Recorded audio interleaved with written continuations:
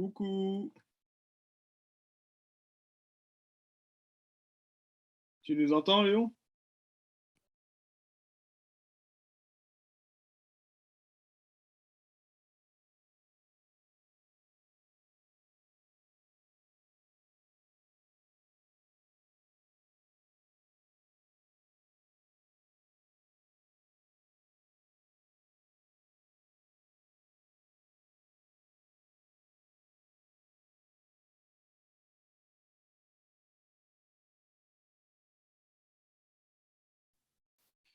Hello Léon, tu nous entends?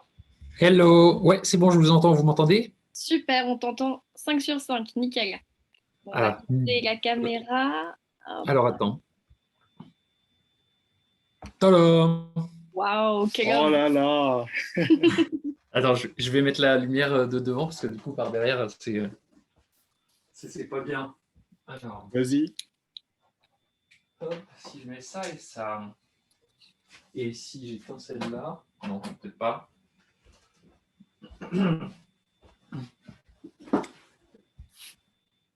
Ouais, pas ouf. On te voit bien. C'est vrai, on voit bien le visage là, j'ai pas l'air trop schtroumpfé. Non, ça va, Non, on te t'es pas reconnaît trompé, bien. ça va. Il y a juste assez de couleurs. Exactement. Tu es Parfait. rose, c'est parfait. Ah, attends, je vais voir, j'ai une autre lampe là. Hop. Bon, je sais pas si ça change grand-chose. Peut-être qu'on peut.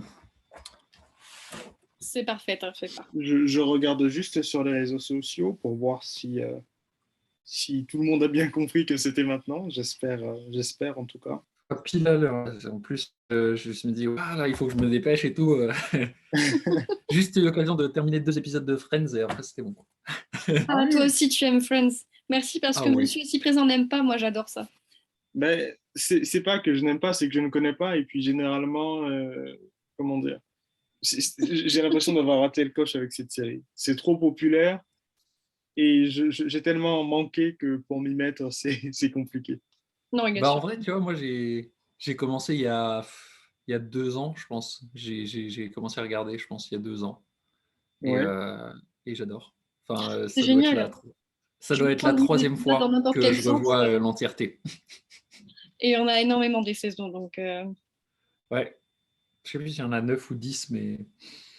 avec à chaque fois plein de Ouais. petits épisodes. Là, c'est Las Vegas. Ils viennent Oula, de. Je sais pas si là, on tu te t'entend rappelles. pas très bien, ça a un petit peu bugué. Ah, c'est mieux là ou pas? Oui, je pense que il y a eu un souci de réseau, mais vas-y, dis-nous. Ben non, ben rien, c'est juste que là, j'en suis au moment où ils vont se, enfin, où ils sont à Las Vegas et ils se sont mariés, qui sont bourrés là, Ah Ross et oui, Rachel là, bourrés qui oui, se marient et tout, ça c'est trop drôle. C'est épique. avec Ah des oui. dessins sur la tronche. Voilà. Tu aimerais, Bibi, hein. Faudrait qu'on se mette tous les deux, tu aimerais vraiment. Mais je vous fais confiance. Je vous fais confiance. Non, mais c'est très drôle. Faut juste. En fait, au début, j'avais pas mal de mal parce que bah, il y a le rire américain forcé derrière. Tiens. Ouais, ouais, mais Ça me perturbait tout le temps. À chaque blague, t'as le rire gras derrière. T'es en Les mode, applaudissements, merci. etc. Mais finalement, On bon, s'y on fait, hein. l'oublie en fait. Ouais, On c'est l'oublie. ça. Ça fait partie de la série. Mm. et je vous propose d'attendre encore peut-être 5 minutes, voir si les gens se connectent. Et puis sinon, on va commencer en espérant qu'on nous rejoigne en cours de route. De toute manière, c'est enregistré. Oui. Voilà, donc Big Brother is watching you. Enregistré et donc les absents pourront le retrouver sur nos réseaux après. Ils retrouveront aussi ce qu'on vient de dire là avant sur Friends. Ça dépend de nous. Et On peut pourquoi couper au pas, hein. montage, hein. Après, voilà, ça fait marrant, c'est chouette. Mais ça montre l'esprit convivial de la maison, puisqu'on vient comme on est, Exactement. et c'est parfait. Sans chichi entre nous, enfin, Exactement. Pas de chichi. juste des Ah non, non, churros. mais oui, voilà, c'est ce que j'allais dire. Si, si, c'est bien les choses. Surtout que c'est la période maintenant. Manger des Absolument. churros. Ah bah ça y est, la publication est mise. Euh, J'ai des messages de gens qui me disent qu'ils viennent. Pardon? Je regarde si j'ai des messages de gens qui me disent qu'ils viennent. Je vois que ton Non. réseau n'est pas excellent. Il y a des moments où ça part. C'est peut-être le nôtre, hein, Non, non, non, finalement. regarde, parce qu'en fait, il est passé de. Elle est blanc, mais il était rouge et jaune. D'accord. Regarde, c'est ici qu'on voit le réseau. Ah, je suis désolé. Alors attends, je vais éviter de faire ce que je suis en train de faire. Et voilà, normalement ça devrait être mieux là. En effet, c'est repassé au blanc. Ok, bah je vais pas être sur mon téléphone alors. Petite question, tu n'entends pas de bruit annexe? Ça va? Non, non, non, nickel. Parfait. Parfait. Pourquoi il y a du bruit annexe? Oui, Un petit peu. et ça D'accord. stresse monsieur, mais oui. Ok, bon bah en tout cas moi j'entends rien, donc tout parfait. Parfait, ça veut dire que nos auditeurs n'entendront rien non plus, normalement. Hmm. Bon, c'était chouette aujourd'hui, hein. Oh, c'était Oh, génial, génial. franchement. On a sorti avec Ouais. des étoiles dans les yeux, trop content pour toi, pour nous aussi Ouais. d'ailleurs. Alors, Voilà. alors, comment ça s'est passé les deux Ah derniers oui, survivants? raconte-nous. Bah écoute, super. C'était qui est-ce qui a pris? Je sais même plus. C'était enfin une personne avec laquelle j'ai pas mal discuté, et puis l'autre c'était une personne que j'ai réussi à alpaguer là à l'entrée. Puis après, bah lui ça m'intéressait pas trop, mais ça m'intéressait pour quelqu'un d'autre du coup qu'il allait chercher dans l'autre, enfin dans le magasin. Et après bah ils sont revenus ensemble et voilà. Et du coup ils l'ont pris et comme ça les deux sont partis en même temps en fait. Sublime, Et après bah D'accord. voilà. sublime. Mais ouais, c'est chouette. En plus, tu vois, genre, ils étaient tous partis à 15h15, c'était fini, quoi. Et c'était le moment le plus fort d'affluence, tu vois. Comme des petits Donc, pains. ça. Ouais. Ouais, là, il y avait le parking était plein. Après, moi, on est sorti. Mon père est venu me chercher à 16h, du coup. Mhm. 16h15, un truc comme ça. Et ouais, bah, le parking était full et Cultura aussi, quoi.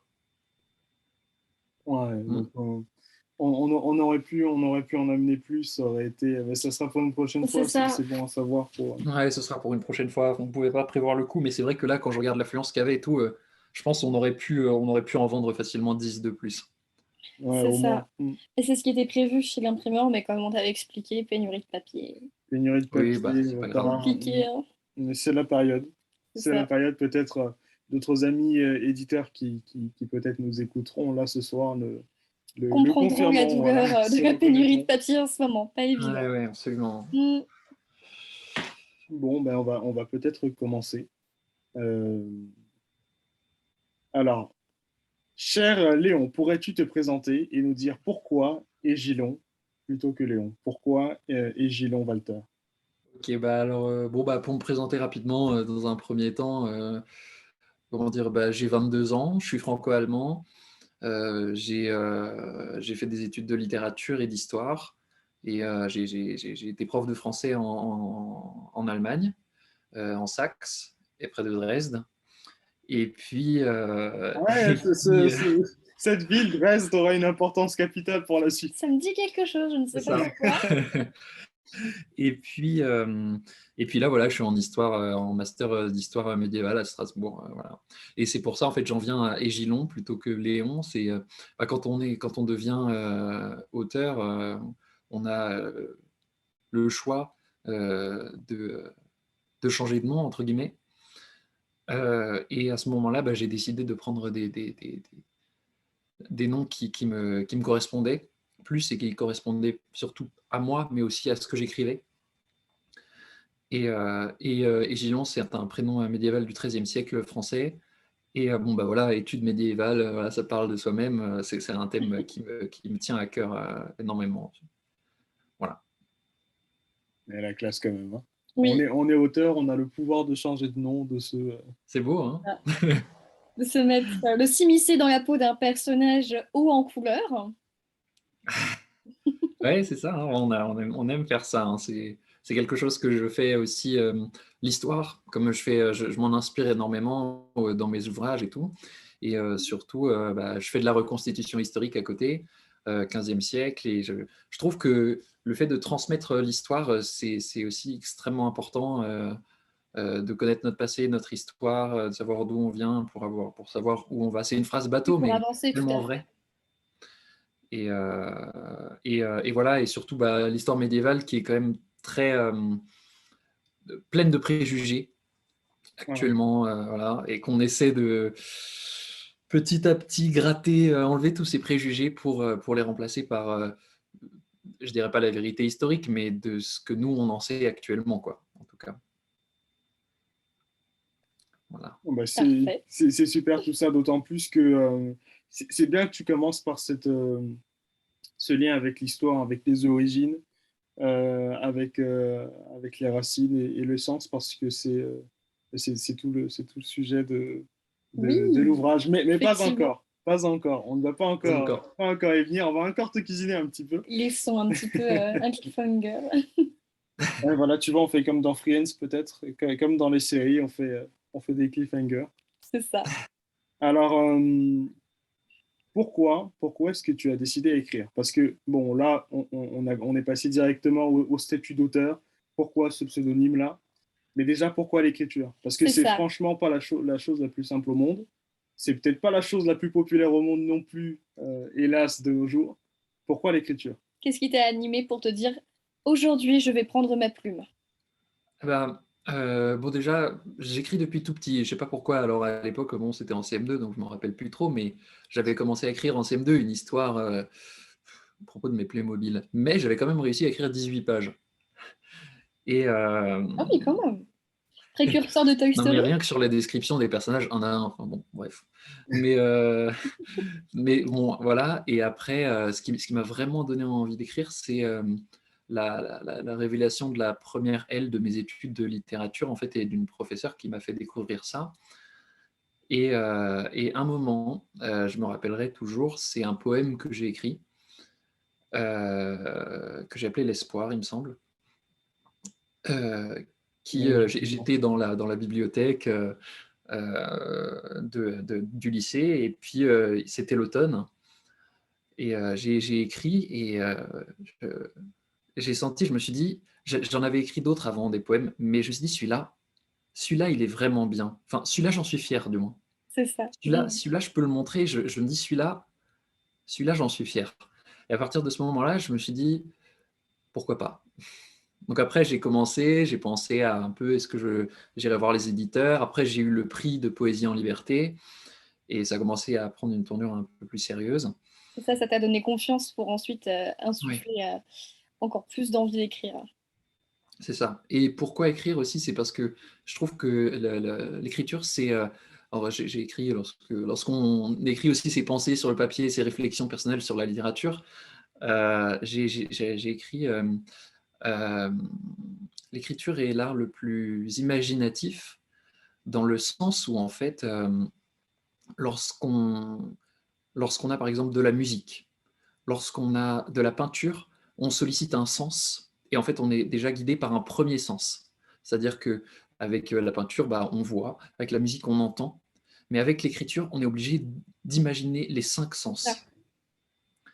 Et voilà, et c'est en ça que je oui, disais que c'est le plus imaginatif. Et ça me fascine, parce que du coup on est obligé de vraiment tout imaginer, tout penser, mais ça nous transporte aussi quelque part. Je dis pas de plus loin que les autres arts, mais de manière différente, et c'est cette manière-là qui me touchait le plus. c'est ça, en fonction de l'interprétation de chaque lecteur, on a un nombre incalculable d'histoires qui se dessinent in fine, et donc un ouvrage peut en regrouper au final des dizaines de Absolument. milliers. Est-ce que tu Mm, as un imaginaire particulier, parce que tu parles de la force d'évocation de la littérature? Est-ce que aussi, quelque part, ce qui t'a amené à écrire et plutôt à développer cette forme d'art plutôt que la peinture? Je ne sais pas comment raisonnent les peintres, comment ressentent les peintres, mais est-ce que tu as un imaginaire dans lequel tu ressens en trois dimensions et avec tes 5 sens? Est-ce que tu as des personnages qui te parlent, tu as des mots qui te parlent, tu as une conception entière, en fait, intangible que les autres ne peuvent pas saisir, et que tu essaies de retranscrire dans la littérature? Ou est-ce que, au contraire, cet imaginaire est plutôt intellectuel, tu ne le vis pas vraiment, et c'est plutôt inspiré de ce que tu vois dans la vie de tous les jours? Alors, je pencherais plus pour la première option, Oui, même s'il y a un peu de la deuxième aussi.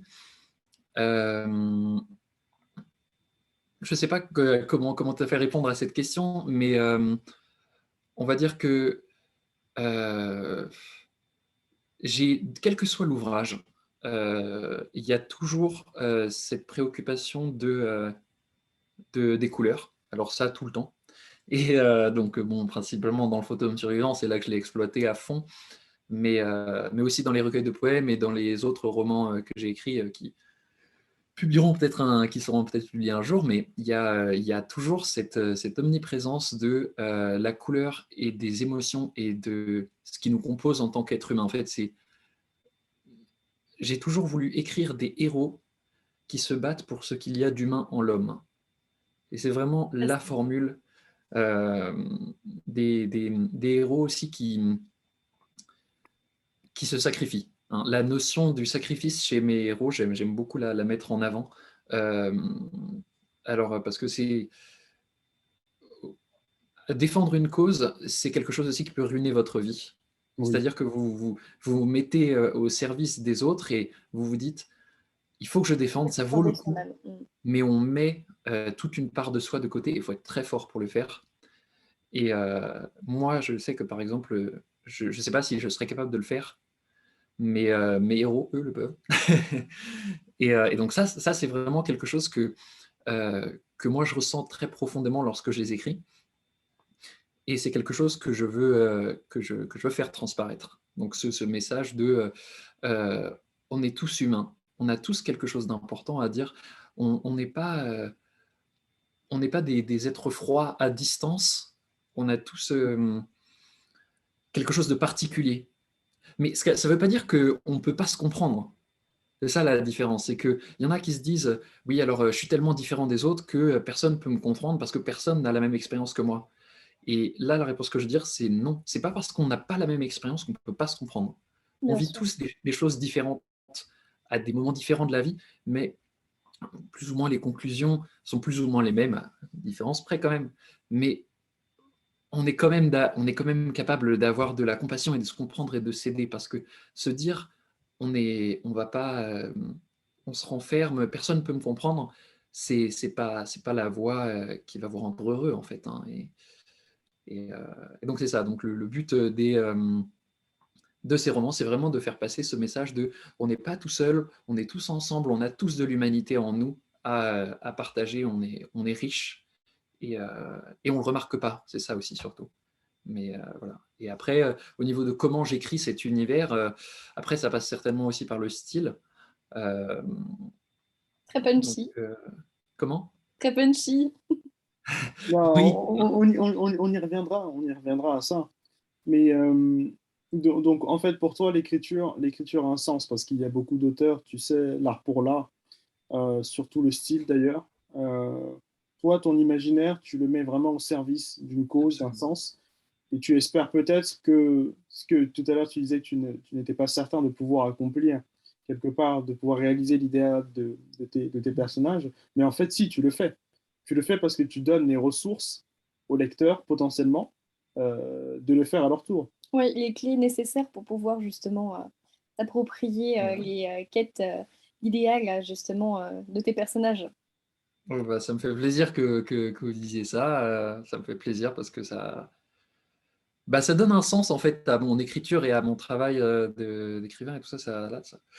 C'est vrai que le fait de le faire lire et d'avoir des retours, ça donne aussi énormément plus de sens à mon travail. Et oui, j'ai toujours pensé que l'art, quel qu'il soit, même n'importe quelle chose, doit être au service d'un but, d'une noble cause, comme on dit. Et c'est comme ça que justement mes héros se retrouvent au service d'une noble cause. Ils ne se battent pas pour eux. Et quelle que soit la chose, elle ne doit pas se concentrer sur elle-même. Et donc, c'est le principe de l'art pour l'art, de tous les principes de, de se prendre soi-même pour objet. Dont on Tout a parlé ça, un peu ce matin. voilà, on en parlait un peu ce matin, on ne va pas trop s'étendre sur le sujet, mais je ne suis absolument pas d'accord avec le fait de se prendre soi-même pour objet, et de s'appliquer à ça, parce que ça mène vers une sorte d'élitisme et d'inaccessibilité finalement. Tout à fait. Et pour moi, ça ne mène pas vers un progrès de l'humanité, au sens où ça ne sert pas l'humanité et ça ne va pas la rendre plus heureuse. Bien Et sûr. je pense que voilà, le but, c'est aussi le but. Bon, alors c'est ce que disaient de nombreux philosophes, je ne suis pas philosophe, mais voilà, le but Philosophe. de la vie pour moi, ce serait quand même qu'on soit tous heureux. Mais comment tu concilies cette quête en fait d'universalisme avec le côté très, au fond, très personnel du métier d'écrivain, le côté très solitaire, au fond, euh, quand on est à son manuscrit. Évidemment, après, lorsqu'on rencontre les collaborateurs, les éditeurs, les illustrateurs, les imprimeurs, puis ensuite les libraires, les lecteurs, qu'on a des séances de dédicaces comme aujourd'hui. Évidemment qu'il y a cet aspect social, mais il n'est pas garanti, pardon, lorsqu'on commence un projet, qu'il arrive jusqu'à cette maturation, cette rencontre du public. Alors comment est-ce que dès l'origine, tu réussis à concilier cette volonté d'universel avec, avec le caractère solitaire de l'écrivain? Tout simplement, je me dis Audaces Fortuna Juvat, la fortune sourit aux audacieux. Et c'est vraiment ma devise, plus que tout. C'est en ce moment, depuis des années, j'ai compris que finalement, tenter les choses, ça marchait.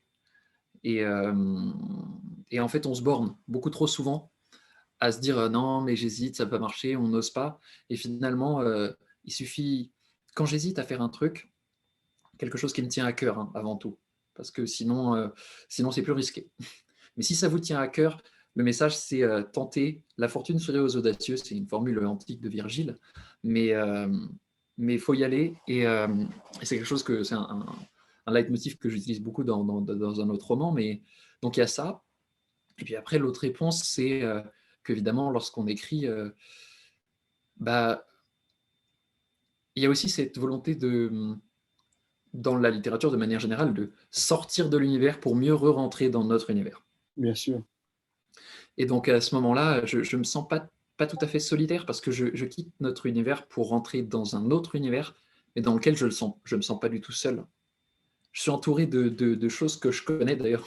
C'est un peu peut-être la réponse à une angoisse de perdre le contrôle. J'en sais rien, moi, de cette analyse psychologique, mais en tout cas, là, dans Très ce intéressant. monde-là, je suis. Euh, c'est pas que je maîtrise, mais je me sens plus chez moi, entre guillemets. Hmm. Et donc là, pour le coup, je me sens pas seul. Et après, il y a aussi, pendant la démarche d'écriture, toute une partie sociale, finalement, qu'on oublie peut-être de temps en temps quand on est lecteur. Il n'y a pas que la partie sociale avec le lecteur, mais la partie sociale de recherche, parce qu'en fait, un écrivain est également et aussi un chercheur, en fait. Et, euh, et donc là, il y a toute une démarche de recherche. Moi, je travaille énormément dans les bibliothèques cette année pour sourcer, pour aller chercher les informations, faire quelque chose de solide, parce que je trouve qu'il n'y a pas de plus grande inspiration aussi pour écrire un roman, du moins, que l'histoire, en fait. C'est vrai. Elle est déjà pleine d'histoires. Mais rien que le mot, histoire, les histoires qu'on se raconte. Et voilà, hein. Et Ça, l'histoire en elle-même est le grand également. roman de l'aventure humaine. Le grand roman C'est de le la grand vie, mythe ce qui nous prométhéen. écrit et ce Mhm. qui continuera pardon, de nous écrire. C'est fascinant de voir comment tu concilies tout cela. C'est vrai que c'est quelque chose auquel je n'avais jamais pensé. Et c'est quelque chose qui revient souvent les jeunes auteurs. Alors, jeunes, il n'y a aucun critère d'âge, hein. On peut être Mais qui auteur. débute dans l'écriture. C'est ça, un jeune auteur à tout âge de la vie, et c'est quelque chose qui revient beaucoup. Nous, quand on reçoit des manuscrits aussi, parfois, il y a Mm. des auteurs qui nous disent, bon, ben, je ne sais pas si ça plaira, je ne sais pas quel est l'intérêt, je l'ai écrit pour le monde, certes, mais voilà, je ne sais pas ce que je peux apporter, est-ce qu'il y aura ce lien?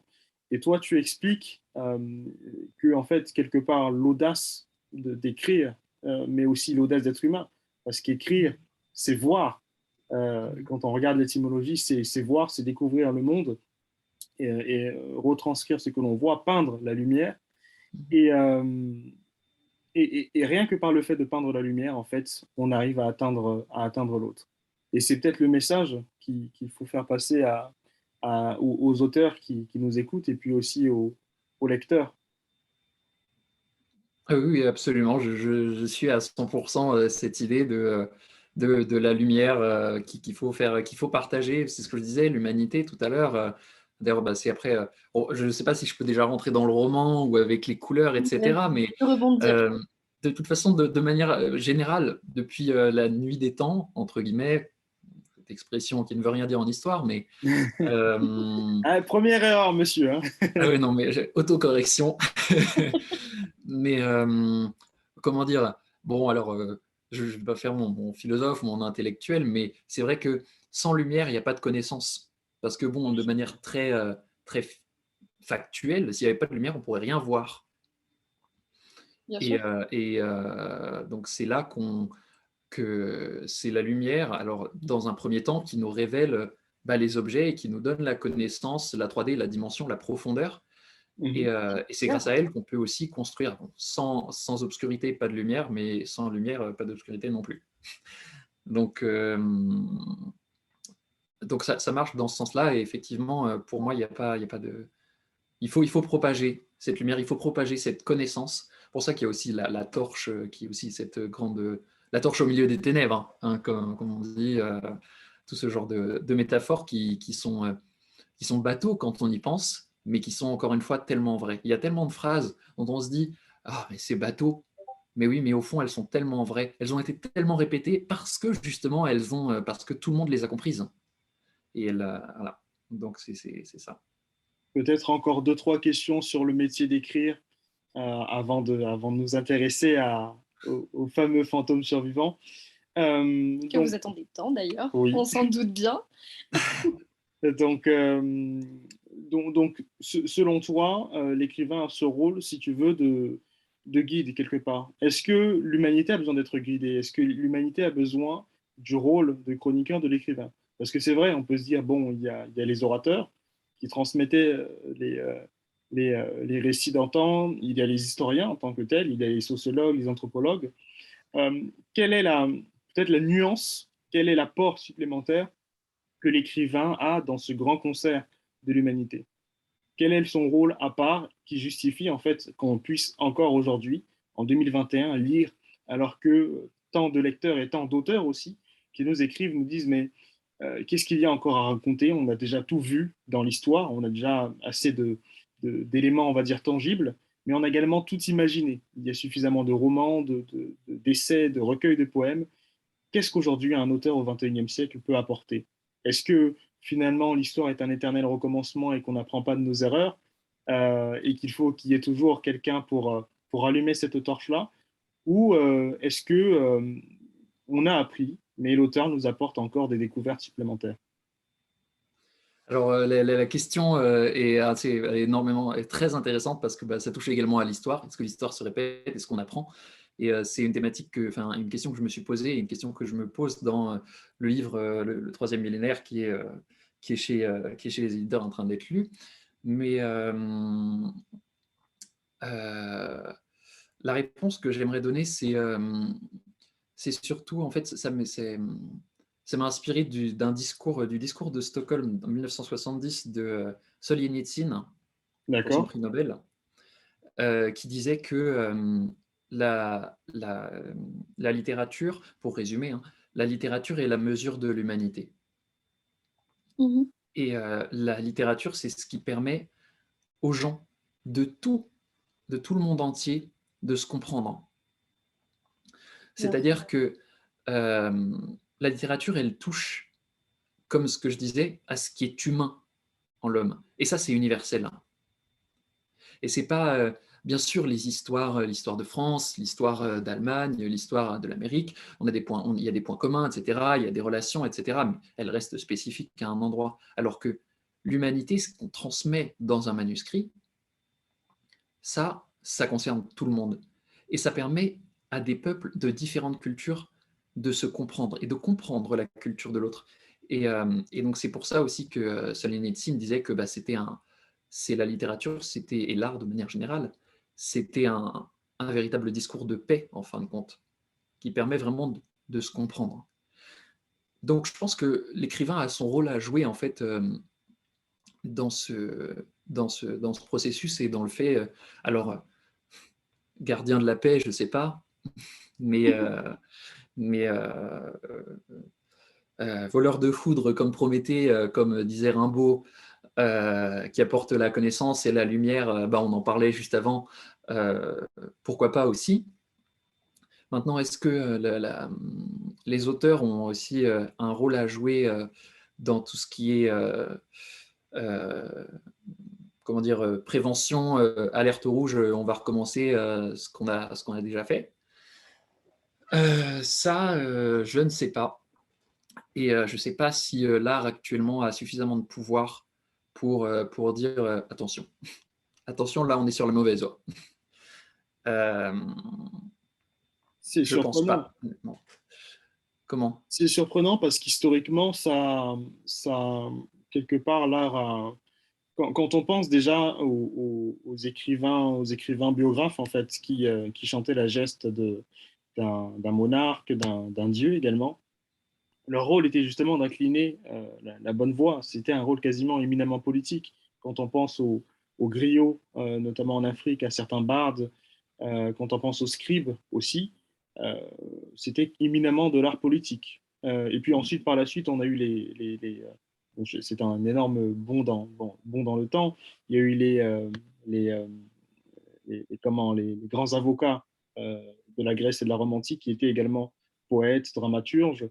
Et puis, il y a eu au 19e siècle, que tu connais et que tu affectionnes, euh, cette, euh, cette génération notamment de romantiques et de réalistes qui se sont investis dans les révolutions, littéralement. Il y a d'abord eu la révolution d'Hernani en 1830, avant, quelques mois plus tard, la participation de certains de ces révolutionnaires politiques et idéologiques sur le champ de bataille, ce qui a valu ensuite à Théophile Gautier une sorte de grand dégoût du monde, parce qu'il se dit, bon, l'art sert à rien. Je pensais que le rôle d'un écrivain, c'était de porter les idées tellement fort, un peu comme Louis Aragon par la suite, un peu comme les poètes espagnols du XXe siècle, notamment très investis dans les révolutions. Je pense notamment aussi à Yanis Christos en Grèce. Euh, il y a eu toute cette volonté donc de mêler l'écriture au politique. Aujourd'hui, on le voit d'ailleurs, beaucoup de politiques écrivent. C'est très intéressant à voir comme rapport.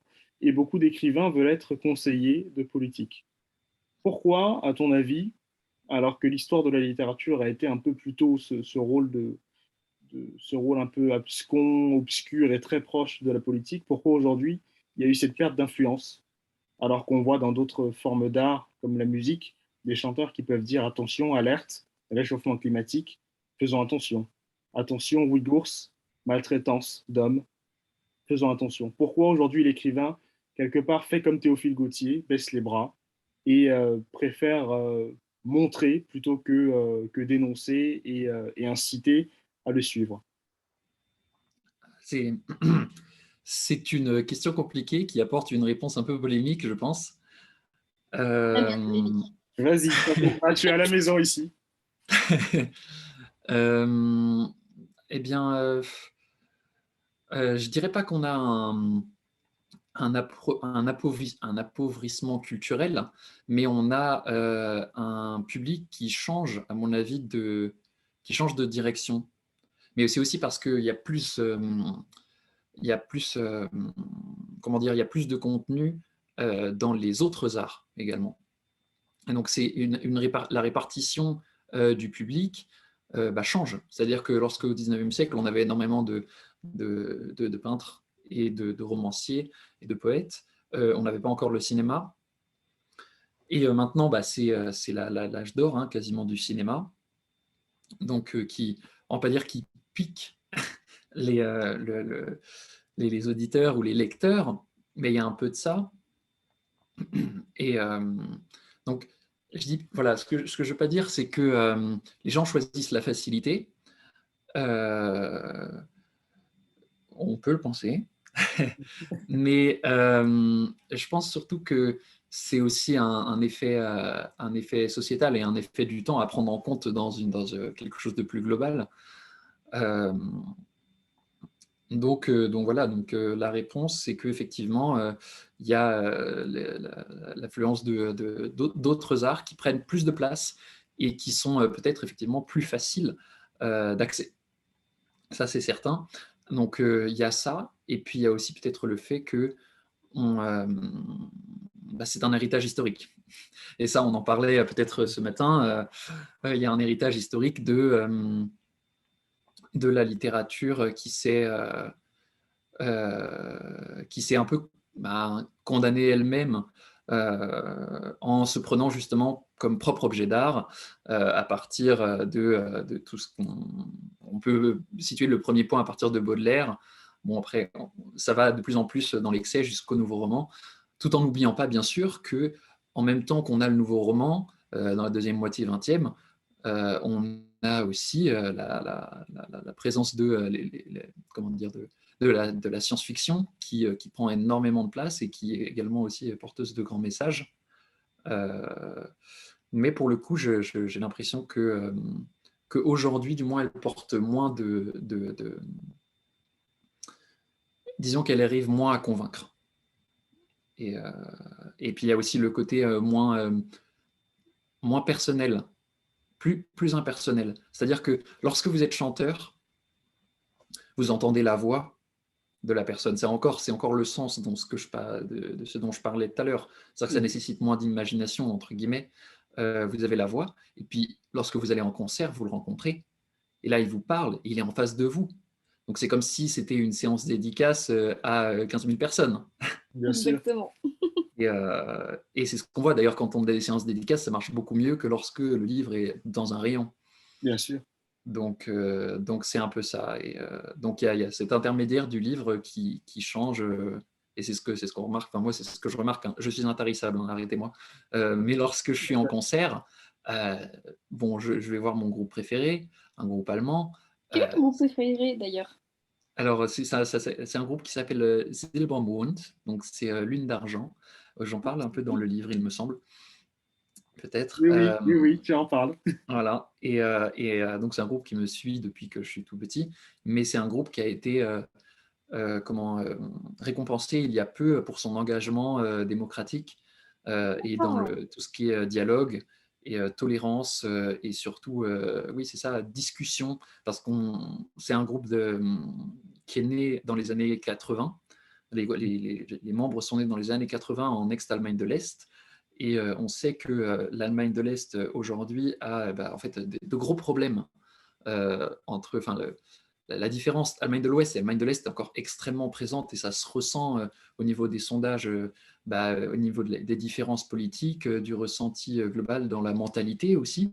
Mhm. Et il y a ce rejet de énormément de personnes parce qu'ils votent ce que nous on dirait extrême droite. Voilà le coup classique hein, qu'on retrouve dans beaucoup de sociétés actuelles. Et ce groupe dit on a le droit de ne pas être d'accord et il n'y a pas de souci avec ça, il faut qu'on discute. On est d'accord, les idées de Hitler, c'est pas bien, ça on est d'accord, mais ça vaut pas la peine non plus qu'on se tape dessus. Il faut qu'on discute et c'est ça la voix. Et c'est ça la voix. Et quand on entend ces personnes-là en live, vous expliquez ça et vous dire pourquoi ils s'engagent, vous expliquer pourquoi ils ont créé ces chansons-là. Moi, ça me prend aux tripes.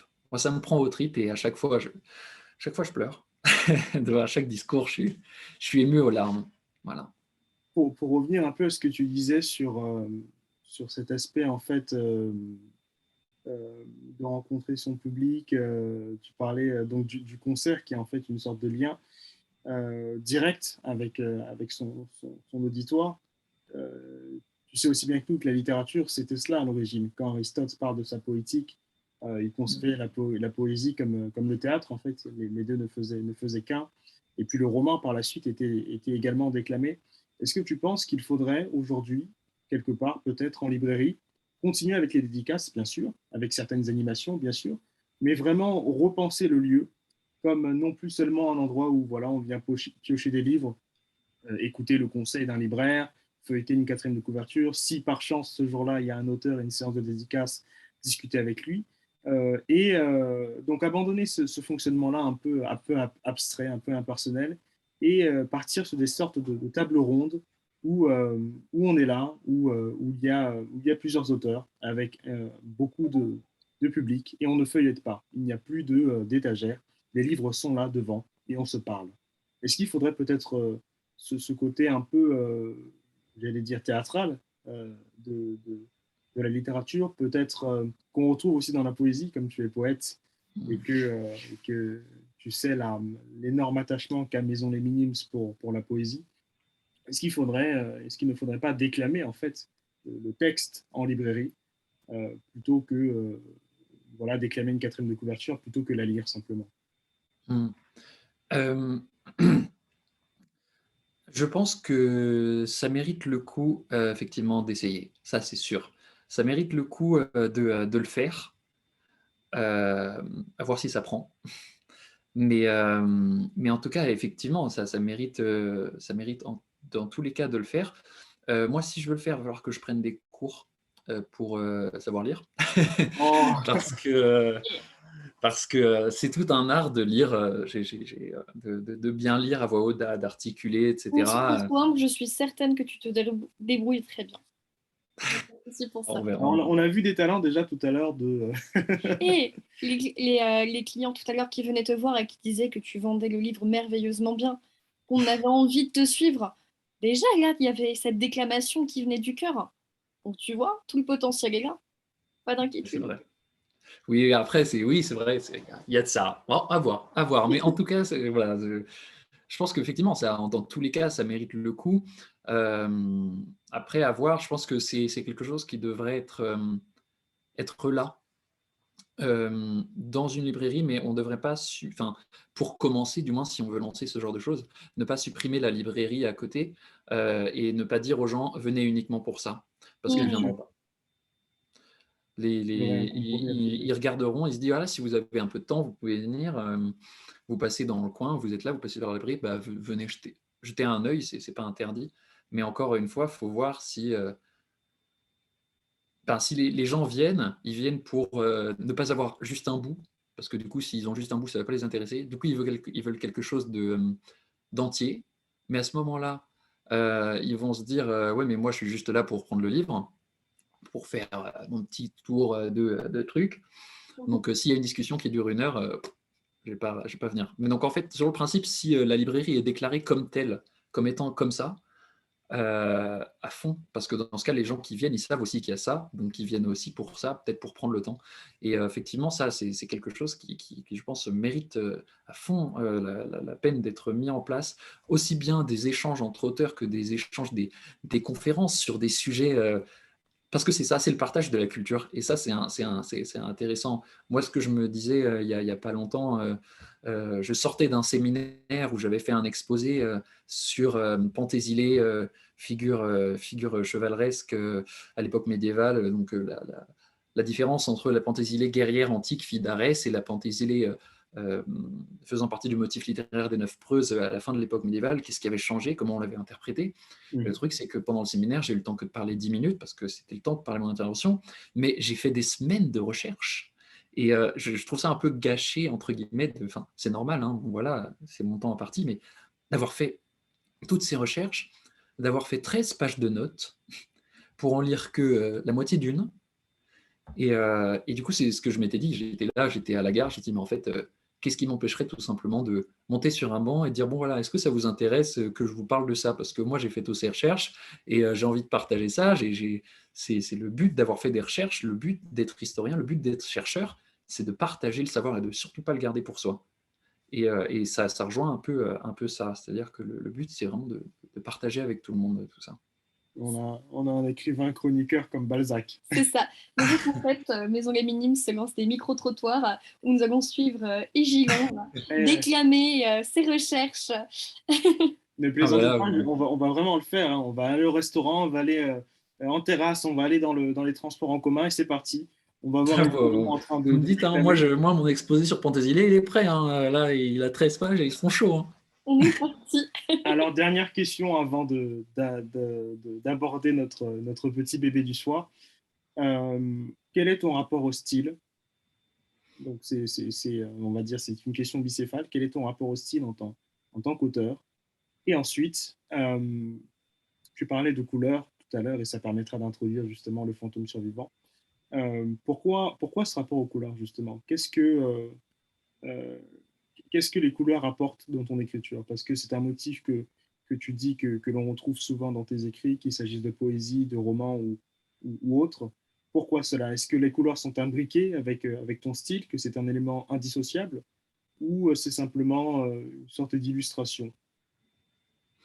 Alors, pour tout ce qui est du style, d'abord, j'ai été énormément influencé par mes lectures au début, comme tout le monde, hein. Lorsqu'on commence à écrire, on a lu plein de choses et on copie inconsciemment un peu les styles, mais dans un esprit de renouveau finalement. Donc ça, c'est quand même quelque chose d'important, je pense. Et, bon, et au fur et à mesure qu'on écrit, on comprend comment on évolue. Et c'est comme ça que j'ai toujours réussi à déterminer quand se terminait un recueil de poésie. Parce que là, c'est une question, quand est-ce qu'on termine un recueil? Parce qu'il n'y a pas d'histoire ou de fil conducteur comme dans un roman. Il y en a peut-être un, mais ce n'est pas la même chose que dans un roman. Bien sûr. Vraiment, moi, je me dis, mais quand est-ce que j'ai fini? Et en fait, c'est quand je remarque qu'entre deux poèmes, il n'y a vraiment plus rien à voir. Là, c'est le style, c'est autre chose, ça a changé les thèmes, etc. Et je me dis, non, ça fera partie du prochain recueil, c'est plus le même. Et donc, franchement, pour l'instant, j'ai 3 recueils, j'en ai 2 en autopublié et un qui est fini. Mais c'est sur le dernier que je sens vraiment que là, c'est mon style à moi. Et donc, c'est alors mon style, comment dire, je le définirais comme ce que j'avais appelé un ET. C'est un élan. Et c'est ce que, autre phrase que j'écris lorsque je réfléchis un peu sur la littérature. Trop souvent, je pense qu'on oublie que la littérature est un élan. C'est quelque chose qui vous prend aux tripes et qui vous emmène encore une fois vers un idéal qui vous pousse plus loin, pour lequel on a envie de se battre. Donc une humanité, encore une fois, pour moi. Et voilà. Et c'est ce « et » qui sans cesse relance plus loin, qui vous emmène toujours plus loin Toujours à la recherche de l'idéal, sans s'arrêter. D'ailleurs, l'idéal, c'est beau parce que l'idéal, c'est comme Cyrano, on ne se bat pas dans l'espoir du succès. Non, non, c'est bien plus beau lorsque c'est inutile. C'est un peu ça, c'est-à-dire que on sait que l'idéal, c'est quelque chose, c'est des étoiles, c'est quelque chose qu'on n'atteindra pas, mais c'est la chose qui nous fait avancer. Bien Et sûr. donc, c'est ça, c'est ça. Dans mes écrits, commencer une phrase par un et, c'est pas quelque chose qui me dérange parce que c'est pas un et, comment je dirais pas assez sec, mais qui ajoute simplement un et d'addition. C'est un et de relance qui fait comme si c'était des petites vagues qui se relançaient les unes après les autres dans le style. Donc c'est vraiment ça que j'aime faire. Et après, rajouter des couleurs. Alors là, c'est autre chose qui m'importe énormément vis-à-vis de l'humanité. C'était ma version, ma façon de représenter l'humanité qui est en chaque personne.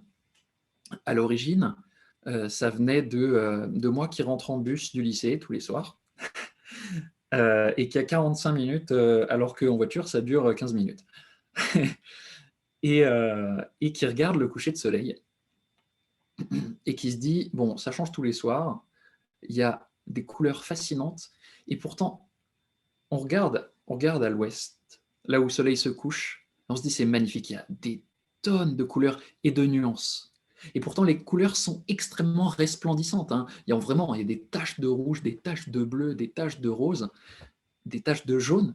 Et pourtant, quand on suit à des yeux d'une couleur à une autre, tout est parfaitement lié, tout est parfaitement nuancé. Il n'y a aucun moment où ça tranche directement. Et quand on parcourt la ligne d'horizon et qu'on va d'ouest en est, on se retrouve à l'est avec un horizon assez sombre, puisque c'est la nuit qui tombe. Et pourtant, quand on compare l'un et l'autre, c'est totalement différent. Mais quand on suit la ligne d'horizon, ça fait sens. Et c'est ça que je voulais, C'est magnifique. J'adore cette analogie. que je voulais mettre dans les personnages. C'est que chaque personnage, malgré toutes les différences qu'il a en lui-même, malgré tous les paradoxes qu'il a quand on compare une chose à une autre, a des liens et a des nuances qui s'expriment toutes les unes et qui, si on les met à les unes des autres, on comprend l'entièreté de sa personnalité. Et donc c'est de là que vient en fait c'est cette métaphore de la personnalité et ce qu'on est réellement aux couleurs du ciel. Et c'est là que rentre justement l'importance des couleurs, l'importance également du coup du noir, qui est l'inverse, c'est la perte des couleurs, aussi du blanc. Euh, et donc c'est pour ça aussi que dans le roman, ce n'est pas un spoil, mais lorsqu'on meurt, le sol aspire nos couleurs. Hein, c'est-à-dire que les couleurs, j'ai un peu de sang, donc là, mon visage est coloré, mais si je meurs, je deviendrai blanc et j'aurai perdu mes couleurs. Donc ça, c'est une expression, mais en soi, je l'utilise pour faire sens. Et on a perdu les couleurs qui nous façonnaient, qui façonnent chaque petite émotion qu'il y a dans notre paysage nuagé ou nuageux. Voilà. Et donc c'est pour ça, c'est ça le rapport aux couleurs, c'est ça l'humanité que je voulais mettre dans les personnages et dans les romans. Alors maintenant qu'on a bien introduit avec les couleurs le fantôme survivant, parlons-en, cher Léon. Qu'est-ce que le fantôme survivant? Si tu devais l'expliquer en quelques mots, qu'est-ce que le fantôme survivant? Pourquoi déjà ce titre, le fantôme survivant, sans évidemment trop en révéler sur l'intrigue? Alors, je vais essayer. Le fantôme survivant, c'est la quête d'un oubli, je dirais. C'est la recherche de... C'est un fantôme qui est à la recherche de ce qu'il a vécu. C'est pour ça le fantôme survivant. Hein. Bon, alors pour d'autres raisons qui seront expliquées dans le roman, mais c'est quelqu'un dans le roman qui, donc le personnage principal, vit, entre guillemets, alors dépend des interprétations des différents lecteurs, mais pour moi, qui vit pour les autres et qui ne pense pas tellement à soi, parce qu'en soi, il s'est perdu. Et il cherche autour de lui, il se bat pour les autres, il s'est trouvé une juste cause à défendre, qui est celle de défendre les couleurs de l'humanité, mais lui-même, il ne sait plus qui il est. Donc il est un fantôme tout en étant vivant, et il a survécu à quelque chose, euh, et no spoil. Mais voilà, et donc c'est là que il a peut-être perdu ses couleurs et qu'il cherche à les retrouver, qu'il lui en reste une ou pas. Enfin, à chacun de voir comment il interprétera le roman. Mais voilà, donc c'est un peu le mort-vivant aussi, quelque part. Mais là, j'avais cette notion de fantôme, puisque l'étymologie de fantôme le rattache également à, à tout ce qui est diffus, l'illumination et la lumière diffuse. Euh, et le mystère, etc. Et ça m'intéressait beaucoup dans la dynamique du héros et de sa personnalité. C'est drôle qu'un fantôme, enfin qu'un être qui a survécu à quelque chose et se survit aussi à lui-même, tu vois, c'est quelque chose que j'ignorais, cette étymologie pardon, du mot fantôme, soit un peu une sorte de catalyseur. En fait, c'est une sorte de blanc qui est en fait la somme de toutes les couleurs et qui lui permet d'aspirer les couleurs des gens, hein, de comprendre quelles sont leurs couleurs et de le retransmettre par le geste, par la peinture. C'est quand même impressionnant qu'une personne qui ait perdu une partie de ses couleurs, qui a perdu le sens, qui a perdu... La notion de bien et de mal également. c'est ça, ce qui faisait d'elle, elle, soit capable d'être un peu une sorte de miroir, une sorte d'élan invisible qui transmettent ces rayons de soleil colorés. C'est impressionnant. C'est très d'humanité. Mm. Ouais. Écoutez, ouais, c'est vraiment le personnage. C'est vrai, c'est le personnage blanc, c'est un peu la page blanche, hein, ce personnage. Enfin, une page blanche autrefois écrite et qui se révèle à l'encre invisible. Mais Oui, je n'ai pas grand-chose à ajouter à là. C'est vraiment ça. C'est un personnage naïf et innocent et qui s'est trouvé un idéal et qui a perdu toute notion de bien et de mal. Il est tellement innocent, il ne se rend pas compte. Tout ce qu'il sait, c'est il croit en ce pourquoi il se bat. Il a donc ce côté justicier, un peu Robin des Bois, qui se fait justice lui-même. Et justement, à cause de cette perte de sens, de notion de bien et de mal. Et finalement, on se demande à la fin du roman si vraiment, véritablement, être gangster, parce que c'est ce qu'il est, enfin, c'est ce qu'il incarne, parce que au fond, il n'est même pas vraiment gangster, il ne Non. l'a jamais réellement été. Et il y a tout ce côté diffus, c'est-à-dire que euh, il a été amant, et il n'a jamais été vraiment amant, parce que la femme aimée qu'il a perdue, au fond, quand on regarde leurs interactions, leurs échanges, les souvenirs également, on se rend compte qu'il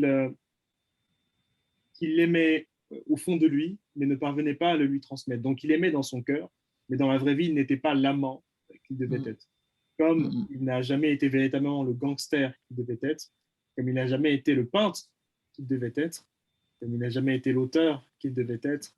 C'est impressionnant, tous ces petits imbriquements. Et puis à la fin, on se dit, quel est le bien, quel est le mal? Est-ce que c'est le gangster? Est-ce que c'est ce personnage principal? Ou est-ce que c'est ce qu'il a toujours combattu et qui, dans la vraie vie, en Est-ce fait, que est c'est le un... conformisme Bien et ce sûr, que la société impose, justement, et lui qui essaye de s'extirper de ce carcan, justement, par tous les moyens possibles? C'est à la fois, justement, comme on disait tout à l'heure, c'est un voyage à la quête de soi, mais c'est en même temps très poétique. Et c'est ça ce qu'on a vraiment apprécié dans ton travail. Tu as une finesse de plume et qui nous permet justement d'aller vers un ailleurs tellement immense, avec tellement de clés possiblement. C'est en toute objectivité, hein, vraiment fantastique. oh non, en Ah, toute merci. objectivité, non. On sent que c'est son bébé. Non, non, mais c'est vrai, ça me touche beaucoup, mais c'est aussi ce que je veux le faire hein, dans la plupart de mes romans, c'est vraiment poser des questions. Alors, ça ne veut pas dire que c'est un roman tout à fait avec une fin extrêmement ouverte, hein, elle est bien close, l'intrigue est Bien ficelée, Bien est sûr. close. Euh, Mais c'est ça qui est fort. Merci. Mais ce que je veux, c'est vraiment poser des questions au lecteur sur lui-même, sur notre société, par rapport à ce roman, sur le roman en général. Mais ouvrir des pistes de réflexion sans dire, voilà, vous devez penser ça. Ça, c'est bien, ça, c'est mal. Non, je veux vraiment ouvrir ça. Et c'est pour ça que dans beaucoup de mes écrits, je développe la notion de hybride. Ce qui est une notion d'ailleurs assez à la mode en ce moment chez Oui, les écrivains. oui, Mais oui. pour le coup de là, j'avais voulu, par exemple, dans ce roman, il n'y a pas de lieu précis, du moins qui est donné. Hein, il n'y a pas de Tout est lieu, flou, il tout est n'y a obscur. pas de date, il n'y a pas de véritable nom de personnage. Enfin, j'espère qu'on arrive très bien à s'y retrouver pourtant. Bien sûr, bien Euh, sûr. et, euh, et puis même, il y a ce jeu entre est-ce qu'on est dans un roman ou est-ce qu'on est dans le réel. Est-ce que finalement, souvent quand on se dit ah, c'est pas possible là, je suis dans un roman, c'est pas possible, ou est-ce qu'on se dit bah non, c'est trop beau pour être vrai, ce genre de choses, de remettre en question un peu ça, parce que parfois, effectivement, les choses se passent bien. Ça peut arriver aussi bien dans un roman que dans la réalité. Et donc, il y a ce jeu aussi de bah, est-ce que c'est vrai et est-ce que ça reste un roman? Est-ce que ça l'est pas? Est-ce que c'est simplement une piste d'ouverture, de réflexion euh, J'ouvre les pistes, j'ouvre les paris. Allez-y, débattez. Non, c'est vrai que le personnage, on a l'impression de suivre une rêverie, en toute sincérité. On a l'impression que ça flotte. Et c'est aussi pour ça que Manon a fait un magnifique travail à la couverture, à l'illustration. Elle a su saisir en fait le fond. Et c'est pour ça que sur la quatrième de couverture, j'ai voulu insérer ce noir-là pour justement le noir, le néant, l'absence de couleur, le blanc, la concentration totale de couleurs. Et puis ensuite quelques petites taches, quelques petites nuances avec le gris, avec le violet, les nuances aussi un peu dorées. Mais on a l'impression, quand on chemine dans le roman, que ça commence par une page blanche, littéralement, comme tu disais, que c'était un personnage page blanche, en fait, vierge. On commence par cette impression de naviguer comme dans un rêve, dans une brume. J'avais vraiment l'impression d'être dans les montagnes, Dans un fantôme. voilà, dans les montagnes enneigées, tout simplement. de cheminer dans un... Mais en même temps, ce n'était pas froid. Euh, Tu vois, ce n'était pas une neige, un blanc froid, c'était vraiment un doux, Un un blanc rêve. lumineux, en fait, le Voilà, blanc de la chaleur. c'est ça, quelque chose de chaleureux, de doux, et progressivement, les couleurs s'ajoutaient. Alors, la couleur de tel personnage qui vient s'ajouter à celle du personnage principal, et puis la couleur suprême qui est le dénouement. C'est fascinant comment cette progression, j'espère que le lecteur parviendra à la percevoir aussi. C'est Entre, extrêmement bien ficelé, hein.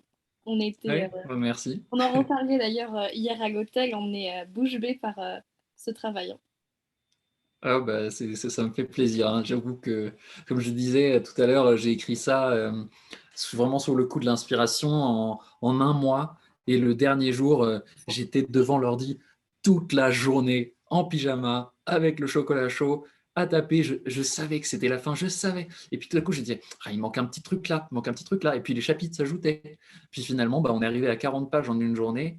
Et, euh, et puis voilà, le but c'était vraiment de tout ficeler et que tout se rejoigne. Et c'est vrai que Ça fasse c'est pas naturel. facile, hein, de tout se faire se rejoindre. J'avoue que lorsque c'est marrant de se dire que parfois on en est vraiment au même point que le lecteur lorsqu'il le lit. C'est-à-dire que le lecteur il est là, il regarde, il lit et puis il est en mode oh là là, mais comment ça va se passer? Et ben l'écrivain est exactement dans la même situation, hein. Parfois, enfin là pour le coup, comme c'était vraiment sur le coup de l'inspiration que j'écrivais quasiment au fil de la plume et que j'avais pas énormément de repères, pas comme dans d'autres romans, à un moment je suis arrivé, le moment où il y avait le plus de problèmes, genre, bon alors j'ai créé une centaine de problèmes, maintenant je fais comment? Et c'était vraiment ça. Non, non, c'est fascinant de voir comment quelque chose d'aussi complexe a pu être imbriqué. On sent qu'en fait l'histoire était au fond de toi. Pourquoi en fait euh, ces personnages qui n'ont pas de nom, donc, pourquoi est-ce qu'ils ont des noms de villes? Qu'est-ce qui était pour toi bon, c'est expliqué dans le roman, mais si tu pouvais l'expliquer rapidement à ceux qui nous suivent, quel est ce lien entre le nom des villes et en fait ces personnages qui n'ont pas d'identité? Alors en fait, ce que je voulais, alors là, c'est une vision qui peut tout à fait être remise en cause et remise en cause par moi-même en premier lieu, hein, parce que voilà, on ne se définit pas forcément comme ça. Mais donc, ce que je voulais dire là, c'est qu'effectivement, on a tous, je pense, plus ou moins un endroit où on se sent vraiment chez soi. Moi, enfin moi j'en ai un personnellement, et c'est quelque part en Saxe. Et quand je suis là-bas, j'ai l'impression d'être dans ma bulle et que rien ne peut arriver, rien de mal peut arriver. C'est une bulle de chaleur, une bulle de chez soi, et on se sent comme dans une couverture et on se sent heureux, on se sent hors du temps, on se sent protégé, tout est magnifique, tout est là, et, et j'arrive pas à décrire ce sentiment, mais c'est ce que j'appelle dans mon roman la patrie du cœur. C'est beau. Et c'est un mot que d'ailleurs on n'a pas en français, qu'on a en allemand et qu'on a en anglais, qui d'ailleurs un mot que je trouve qui respire la chaleur, en fait, c'est Heim ou home. Et dire I am home ou Ich bin heim, c'est vraiment je suis là et je me sens bien. Et, voilà, c'est pas la patrie française, c'est la patrie, c'est au sens global, c'est la France entière. Mais là, c'est vraiment tout petit, c'est vraiment votre chez vous. Et, euh, et donc, dans ce contexte, euh, chaque personnage qui fait partie d'un gang et qui donc ne veut pas forcément, enfin c'est la règle pour pas qu'on puisse se reconnaître, pour pas qu'on puisse se retrouver, personne ne doit savoir les noms des autres, mais on doit quand même pouvoir s'appeler. Bien sûr, Et bien pour sûr. pouvoir se connaître un peu plus finalement, on se choisit, on se donne le nom de la patrie de notre cœur. Et donc c'est pour ça. Donc ça ne veut pas dire que la patrie du cœur est ce qui nous définit, puisque est-ce qu'un nom nous définit? En tout cas, voilà, c'est quelque chose que je suis moi-même capable de remettre en question. Mais pour le coup, là, c'était vraiment un autre message qu'il y avait à travers les noms des personnages. Euh, c'est aussi la thématique qui est très abordée dans le roman, c'est le retour chez soi. On ne voyage finalement que pour mieux rentrer chez soi, j'ai l'impression parfois. Voyage à la quête de soi. C'est la grande tradition du roman initiatique des 18e et 19e siècles, C'est ça. le roman de progression de Flaubert. On parlait d'éducation sentimentale Mm. ce matin. C'est ça, Euh, hein, c'est tout à fait ça. C'est amusant parce que les deux gangs principaux, avant le gang des peintres, les deux gangs principaux, c'est les citoyens et les villageois. Euh, Là aussi, peut-être, tu as cherché à mettre ce côté on se sent chez soi, ce côté un peu de fraternité humaine dans le nom des gangs. C'est très drôle d'ailleurs, des endroits qui sont censés être des lieux de violence sont des lieux quelque part de chaleur pour les parias qui ont été bannis par le conformisme, qui ont été bannis par la société, qui se retrouvent. Ouais. Oui, absolument. C'était un moment, petit spoil, mais c'est au début, hein, donc ça n'a pas de. Mais le personnage s'est dit, bon, bah voilà, donc il lui dit, voilà, quelle est la patrie de ton cœur, enfin, voilà, donne-nous un nom de ville, quoi. Et il se dit, bon, bah voilà, je vais donner Dresde. Et puis en fait, après, il lui explique un peu plus tard pourquoi il donne le nom des villes, et il se dit, mais mince, en fait, sans le vouloir, euh, j'ai donné à des gens que je connaissais pas quelque chose de beaucoup plus personnel Très intime. et très intime qu'un simple nom, en fait. Euh, et ça, c'est quelque chose qui renforce vraiment les liens, en fait, sans le vouloir, dans une communauté, entre un gang.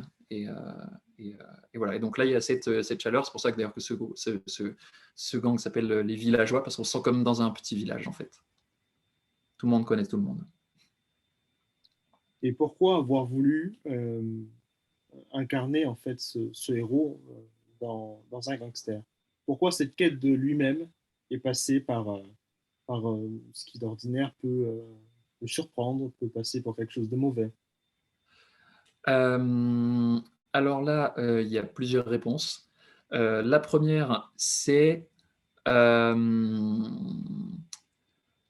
c'est vraiment parce que j'avais envie. C'est-à-dire que au moment où j'écrivais, j'avais pas forcément l'intention de le publier. C'était vraiment genre, j'avais besoin d'écrire, hein. J'allais pas très bien. Je disais, allez, c'est bon, c'est parti.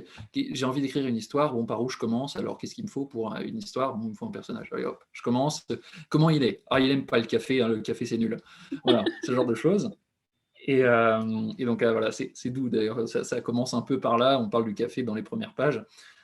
Euh, et donc voilà, et puis à un moment, je dis bon, bah voilà, maintenant je l'ai fait se faire larguer, je l'ai fait se faire virer. Bon, maintenant, il se passe quoi? Je dis bon, bah qu'est-ce qui peut lui arriver? Je trouve pas de job, c'est pas drôle la vie. Oh, et puis On tombe sur de mauvaises personnes.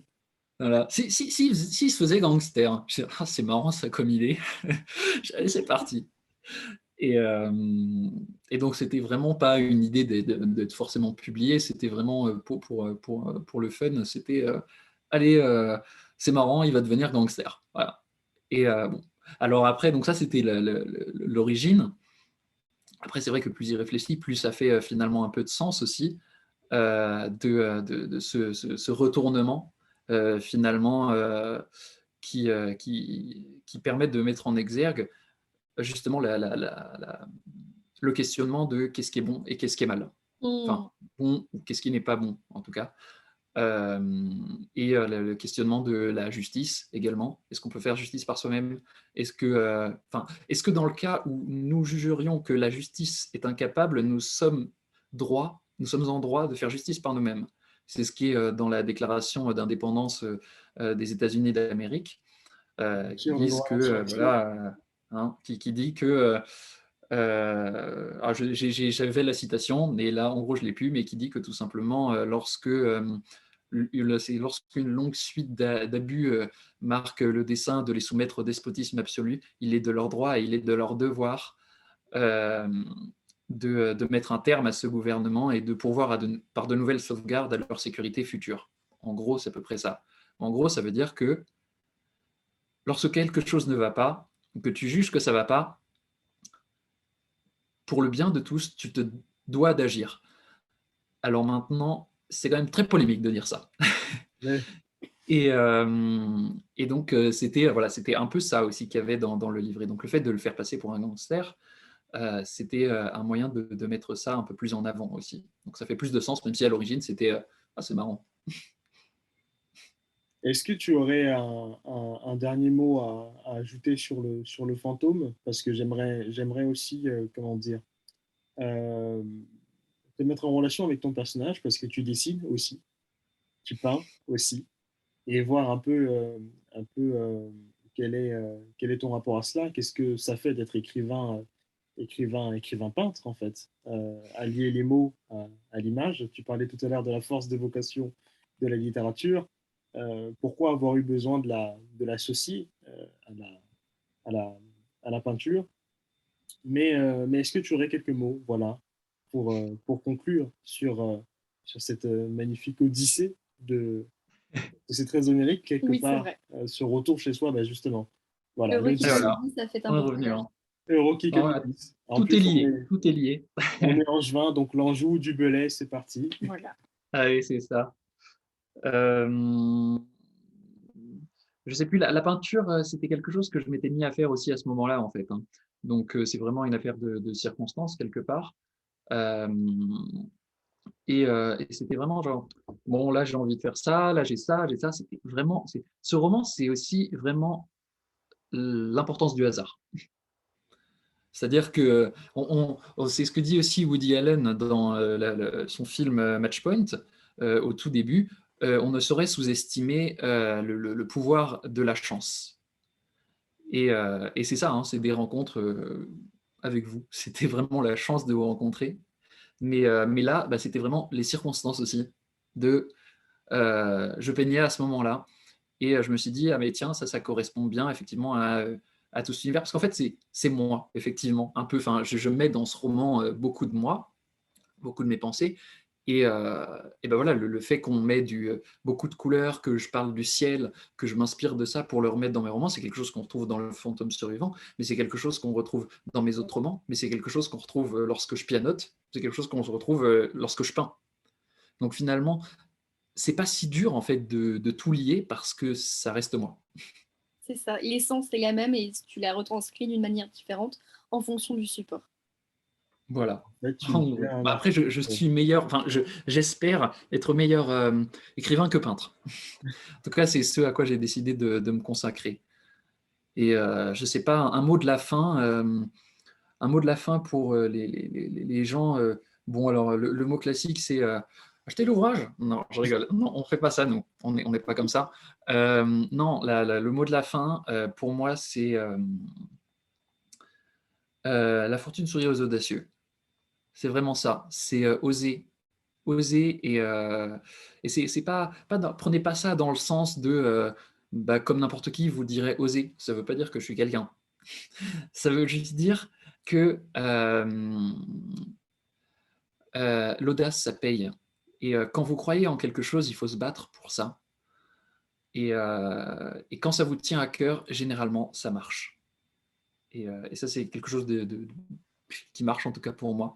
Et je pense que ça marche vraiment aussi si on se donne la peine et que on se dit la fortune sourit aux audacieux, on envoie des mails, on n'hésite pas à envoyer des contacts, on n'hésite pas à contacter les gens, à s'engager, ça fonctionne.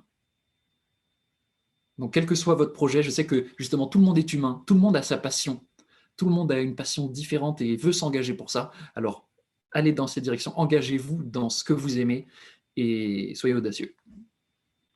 Tu Très, très passes beau 5 minutes message. avec Égivan, tu ressors avec la pêche, plein de peps et plein d'espoir pour tes projets. Merci. Mais De rien. on va peut-être montrer le petit bébé.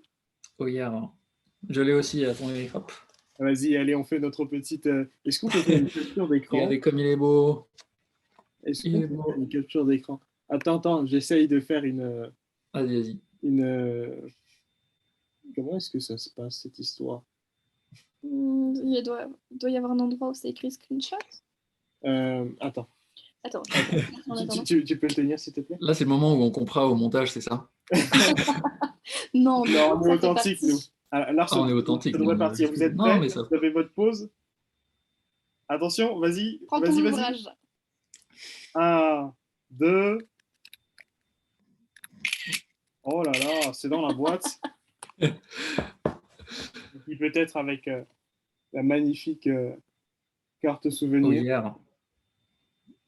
Ah Voilà. oui, bah, Là, bon, on je l'ai voit un aussi. extrait Regarde, je fais le verso. Hop. Ah oui, Ah oui, là, on voit un extrait voilà. du, du gang des peintres. En fait, c'est un journal qu'on retrouve dans le roman qui explique les agissements de ce gang qui sévit, que vous découvrirez en lisant ce beau petit bijou. Alors, pour conclure, cher, cher ami, j'aimerais te proposer de parler un peu de ton prochain ouvrage Ah, rapidement trop d'honneur. pour donner cette envie, voilà, au public aussi de le découvrir et peut-être de lui souhaiter bonne chance, parce qu'on n'a pas encore de collection fantasy à Maison Lévinius, même si quelque chose me dit que notre directeur de collection, Alexandre Page, qui a découvert d'ailleurs le fantôme survivant, et qui nous a euh, déniché ce merveilleux talent qui vous parle ici ce soir. on le remerciera jamais assez. Merci Alex. Merci Alex, tu n'as pas pu être là ce soir, mais quand tu nous écouteras, merci. Merci beaucoup. Merci pour tout ce que tu as fait parce que vraiment, là, c'est un travail titanesque, tellement justement le produit fini est formidable. Donc voilà, Ouais. il milite pour qu'on ouvre cette collection fantasy. Mais en attendant peut-être qu'il soit chez nous ou qu'il rencontre un autre éditeur pour lui souhaiter bon vent. Quelques mots sur ton dernier né. Ça parle encore de personnes qui se battent pour quelque chose qui les dépasse. Sauf que là, on est sur Terre en 3121. On est revenu à une époque pseudo-antico-médiévale, du moins pour ce qui est de l'aspect physique de la technologie. Et encore, puisqu'il y a encore des restes. Et donc le but pour le lecteur, c'est de savoir comment on en est arrivé là. Qu'est-ce qui s'est passé dans ces dernières 1000 années. Pour les personnages, eux, ils s'en fichent, hein, concrètement, c'est comme ça, et ils ne se posent pas la question. Mais donc, le but de cet ouvrage, c'est encore une fois de se battre pour l'humanité. Vraiment, là, c'est vraiment au sens propre, hein. Là, c'est un peu une saga épique. Il y a, c'est une épopée. Il y a de la chanson de geste médiévale. Il y a du combat, hein. Si vous voulez de la mêlée chevaleresque, vous allez être servi à foison. Euh, et si vous voulez également du savoir en quantité, parce que j'ai une bibliographie immense à la fin où j'ai mis toutes mes recherches, 6 ans de travail de recherche que j'ai mis à la fin pour si jamais les gens veulent se cultiver davantage, en apprendre sur notre propre histoire. Et donc voilà, le message aussi principal de cette œuvre, c'est que notre humanité ne peut se passer de 3 fondements au moins, qui sont l'art, Ah ben là, on te reprend. l'histoire, avec un grand H et avec un petit H et plein de S, et la foi. Et alors, quand je dis ça, la plupart des gens disent la foi, mais comment ça, la foi? La foi, je réponds, peut prendre énormément de formes. Et la foi, c'est tout autant la foi dans une religion, mais tout autant la foi de croire en quelque chose. C'est surtout ça. Et je pense que lorsqu'on croit, donc moi je ne suis pas croyant, mais je pense que lorsqu'on croit, il y a quelque chose qui nous tient aux tripes aussi. Enfin, quelque chose qui nous maintient notre éveil, notre imaginaire, pas seulement notre imaginaire, mais qui nous maintient nous en tant qu'être humain à ça. Et je pense que ça, que ce soit pour une divinité, pour quelque chose en quoi on croit, pour quoi on se bat, c'est quelque chose qui est vital pour l'humain, et ça, ça ne saurait être relié à la caractéristique d'être humain. Et c'est pourtant ce qui s'est passé en 1000 ans. Et en fait, c'est de montrer comment ces 3 phénomènes-là reviennent petit à petit sans qu'on s'en rende compte, parce que tout simplement, c'est pas possible de s'en passer. Et finalement, ça devient la cause générale des héros principaux. Donc il y a un homme et une femme qui arrive un peu après. Donc voilà, enfin, il y en a de tout. Encore une fois, le message, c'est l'humanité et surtout l'histoire. Intéressons-nous à notre propre histoire. Enfin, bon, j'arrête là, mais il y a une devise qui est un courant littéraire que j'ai créé spécialement pour dans le roman, qui donc sa devise est euh, euh, révolutionner le présent par le passé pour créer le futur. Et donc, bon, si vous voulez faire une dissertation, je vous invite à réfléchir sur l'étymologie de chaque mot. Merci, Voilà. monsieur le professeur. Eh Voilà. bien, merci beaucoup pour cette présentation. Merci pour cette belle heure qu'on a passée ensemble. Merci Ouais, pour cette c'était journée super. également à tes côtés.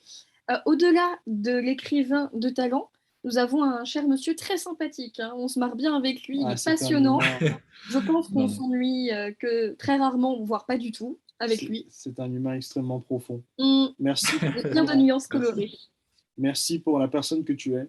C'est très important. Bah, merci à vous, hein. Pareil, hein, vous êtes fantastiques, hein, tous les deux. C'est vraiment un plaisir de C'est vous gentil. rencontrer, hein. C'est merveilleux. Et puis, merci de nous avoir commis ce beau bijou. Voilà.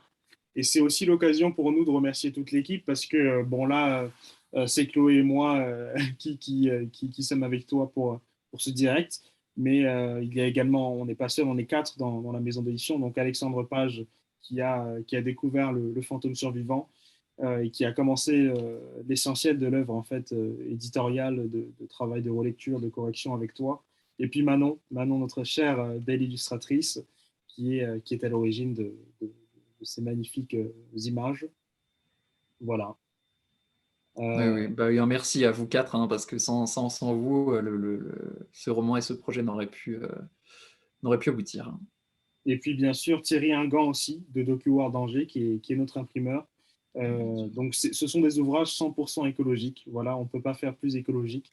Ce sont des papiers recyclés de grande qualité, retravaillés, faits main, donc on produit local en Anjou.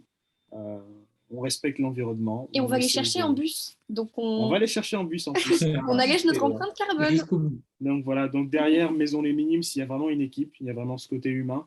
Il y a aussi un projet, le projet de transmettre l'art, le projet pardon, de transmettre des valeurs aussi, qui sont celles de la protection aussi de notre environnement, c'est de la défense de l'art et de la défense aussi de ce qu'il y a d'humain en nous, hein, comme dirait notre cher Léon. Voilà, donc chers amis, Le fantôme survivant des Gillian Walter chez Maison Les Minimes. La précommande est ouverte. Vous pouvez le commander sur notre site maisonminims.fr et puis vous le recevrez après le 22 parce que la sortie donc, officielle est au 22 novembre. D'ici là, vous pourrez retrouver Egilon en salon ou en librairie si vous avez un peu de chance dans les prochaines semaines. Et puis, euh, et puis, que dire de plus si ce n'est art, rêve et amour, notre devise chez Maison Les Minimes. Et faites vite parce que ça part comme des petits pains, hein. Ah oui, Ouais, oui, oui. ça part Aujourd'hui, vite, hein. tous nos ouvrages sont partis avant la fin de journée, 3 heures avant l'heure de pointe. Donc comme ça. Et puis, je voudrais aussi terminer en invitant, parce qu'on a déjà passé l'annonce sur les réseaux sociaux, mais lundi, donc après-demain déjà, nous recevons Jean-Marie Gustave Leclésio, prix Nobel de littérature 2008 à l'Université catholique de l'Ouest, dans le cadre du prix Guy Bedouel, dont je suis l'un des membres du jury, et qui, lui, sera décerné à cette occasion. Amis angevins, amis nantais, amis des Pays de la Loire, n'hésitez pas à venir. Peut-être aussi ceux d'ailleurs. Faites vite, il y a un lien d'inscription que j'ai dû mettre dans l'une de nos publications récemment sur nos Alors différents réseaux. Oui, tout à fait. Et effectivement aussi dans la bio de Maison Les Minimes sur Instagram. Non, je l'ai enlevé de la bio tout à l'heure Ah oui, pour le lien Zoom, on va le lien remettre. du Zoom. On va On le remettre le lien. remettra. N'hésitez pas à passer sur le profil pour vous inscrire parce que ça part aussi vite, les places, et c'est pas tous les jours qu'on rencontre ce grand monsieur qui découvrira aussi le fantôme survivant à cette occasion. Merci à tous, chers amis. Merci, cher Léon. Et Ben, puis, merci. bonne soirée à tout le monde. Prenez Excellente soin de soirée. vous. Vivez d'art Ça et marche. d'amour. Salut tout le monde. Salut. Salut! Salut.